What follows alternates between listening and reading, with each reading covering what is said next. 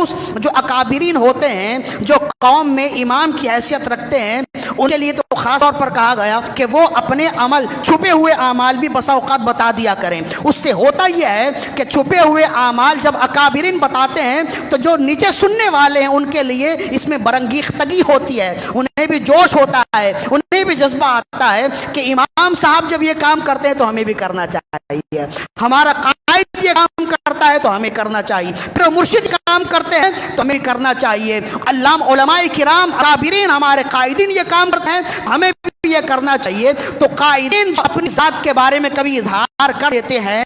یا اپنی عبادت کے بارے میں یا اپنے علم کے بارے میں جو کچھ بیان کر دیتے ہیں وہ ذرائع تشکر ہوتا ہے، اس نیت ہوتا ہے کہ میں اپنا یہ عمل اس وجہ سے بتا رہا ہوں تاکہ دیگر لوگ بھی کرنے لگ جائیں۔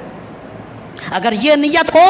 تو یہ عمل محمود ہے اور اللہ اسی کو پسند کرتا ہے۔ ایک حدیث ہو گئی اس کی۔ دوسری حدیث حضرت عبداللہ بن غالب، یہ محدثین میں سے ہیں، عبداللہ بن غالب کہتے ہیں اذا اصبح، اسے بھی امام سیوطی نے بھی لکھا ہے در منصور میں اور امام قرطبی نے بھی لکھا ہے، فرماتے ہیں حضرت عبداللہ بن غالب، کیسی خوبصورت حدیث ہے،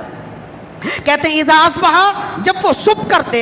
تو لوگوں کے درمیان میں جب آنا جانا ہوتا، لوگوں سے ملاقات ہوتی تو کہتے کہ رزقنی اللہ تعالی البارحۃ کذا و کذا، کل رات اللہ نے مجھے یہ توفیق دی، قرأت القرآن کذا و کذا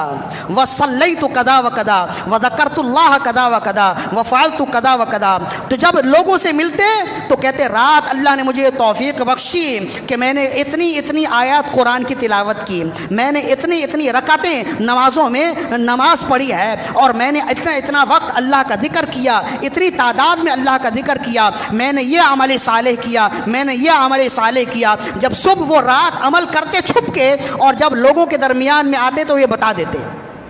لوگوں کے درمیان میں آتے تو یہ بتا دیتے۔ فقال الناس، تو بعد لوگوں نے کہا یا ابا فراس مثلک لا تقول هذا، آپ اتنے عظیم ہستی ہیں، محدثین میں سے ہیں اور عالم و فاضل ہیں اور عابد و زاہد ہیں، آپ جیسے شخص کو چاہیے کہ اپنے اعمال کو چھپائیں، ظاہر نہ کریں، اور آپ لوگوں کے درمیان میں یہ کہتے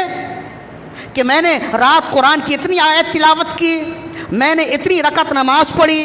میں نے اتنا ذکر کیا، میں نے یہ عمل صالح کیا فلاں فلاں۔ تو آپ فرماتے ہیں قد قال اللہ تعالی، قد امرنی اللہ تعالی، میرا تو مجھے حکم دیتا ہے اور کہتا ہے واما بنعمت ربک فحدث، کہ تم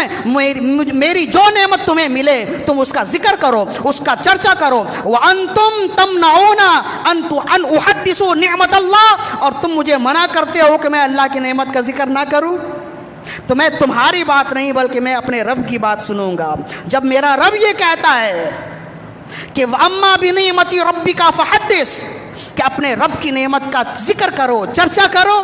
تو میں اپنے رب کی نعمت کا ذکر کر رہا ہوں۔ اس لیے کہ عبادت کی توفیق مل جانا، قرآن کی تلاوت کی توفیق مل جانا، یہ تو بہت بڑی بات ہے، یہ اللہ کی نعمت ہے۔